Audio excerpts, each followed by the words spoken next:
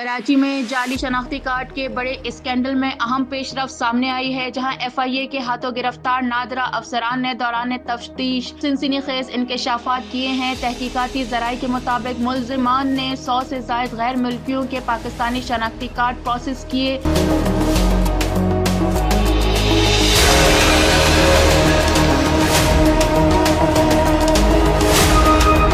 जबकि इनके लिए पैदाइश, वफात और शादी के सर्टिफिकेट समेत दीगर जाली दस्तावेजात एक प्राइवेट एजेंट फराम करता था। यह दस्तावेजात साबिक नादरा मुलाजिम राव जाहिद के जरिए आगे भिजवाई जाती थी। जराये के मुताबिक असिस्टेंट डायरेक्टर जाजेब मेमन हर केस के तजिए के लिए 1 से 1.5 लाख रुपए वसूल करता था, जबकि रकम फयाज अहमद, मोहम्मद शाह और राव जाहिद के जरिए इस तक पहुँचाई जाती थी। तफ्तीश के दौरान फयाज अहमद ने मुतअद्दिद मुश्तबा अफराद के शनाख्ती कार्ड प्रोसेस करने का भी एतराफ़ किया है, जबकि इसके कब्जे से मोबाइल फोन दीगर अहम शवाहिद भी बरामद किए गए हैं।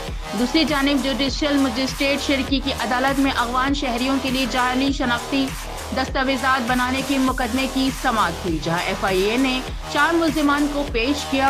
अदालत ने मुल्जिमान का 2 रोज़ा जिस्मानी रिमांड मंजूर कर लिया है। FIA के मुताबिक मुल्जिमान सरकारी रिकॉर्ड में रद्दोबदल करके अगवान शहरियों के लिए जाली दस्तावेजात तैयार करते थे, जबकि इब्तदाई तहकीकात में इनके दहशतगर्द अनासिर से मुबैना रवाबत के शवाहिद भी सामने आए हैं।